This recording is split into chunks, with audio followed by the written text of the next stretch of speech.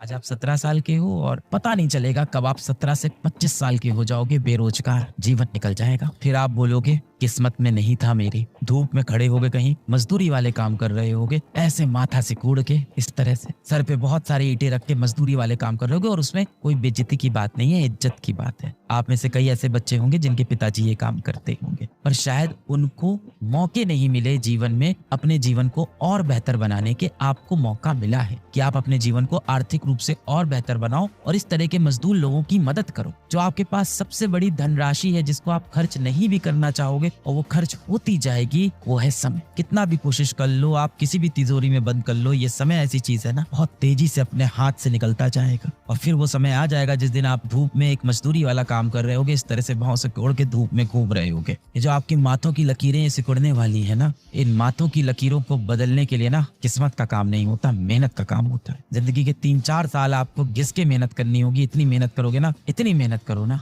कि आपकी हाथों की लकीरें बदल जाएं, आपकी माथे की लकीर बदल जाए। बेटा इतना पेन चलाओ, इतना पेन घिसो, इतना पेन घिसो कि आपकी हाथों की लकीरें भी मजबूर हो जाए बदलने के लिए। इस दुनिया में सिर्फ एक ही नियम है। इतनी फिजिक्स तो मैंने भी पढ़ी, इतनी फिजिक्स आपने भी पढ़ी, केमिस्ट्री भी आपने पढ़ी, कि जितने भी नियम बने हैं हर नियम टूटता गया। जीवन इस दुनिया में जितने भी नियम बने हर नियम टूटता गया। हर बार उस नियम के अंदर कहा गया इसके अंदर ये बदलाव कर देते हैं, ये बदलाव कर देते हैं। आप देखते हो ना, सबसे पहले कौन आया? डाल्टन से एटॉमिक थ्योरी ले, एटॉमिक स्ट्रक्चर पढ़ लिया होगा, डाल्टन से एटॉमिक थ्योरी आए है ना। उन्होंने बताया कि भाई atom is the smallest fundamental species, और एटम को और अब अंदर तोड़ नहीं सकते, एटम के अंदर और कुछ नहीं मिलने वाला है। क्या ये सच था? नहीं था। उसके बाद क्या हुआ? थॉमसन साहब आए, उन्होंने इलेक्ट्रॉन की खोज कर दी।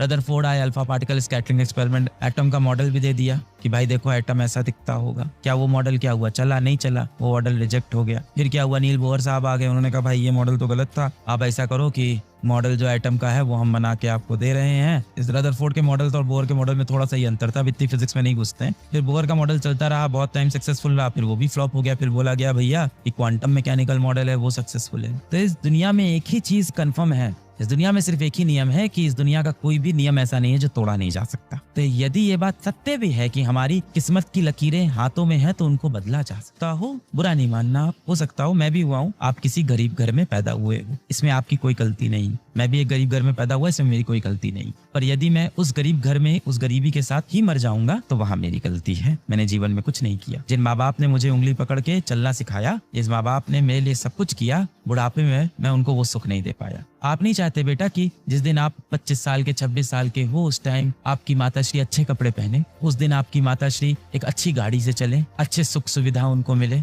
घर में आप एक इन्वर्टर लगवा पाओ कम से कम अपने, कि लाइट जाए तो पंखा चल पाए, माताश्री आपकी गर्मी में ना बैठे। आप अपने पिताजी के लिए एक बेल्ट खरीद पाओ, क्योंकि वो बिना बेल्ट के कई बार आपने देखा होगा पैंट ऐसे ही पहन लेते हैं, एक बेल्ट तक नहीं खरीदते अपने लिए। मैंने ऐसे बापों को देखा है जो रस्सी बांध लेते हैं पैंट में, पैंट बेल्ट की जगह, कि कोई बात नहीं, और उसके ऊपर शर्ट से ऐसे ढक लेते हैं किसी को दिखाई ना पड़े।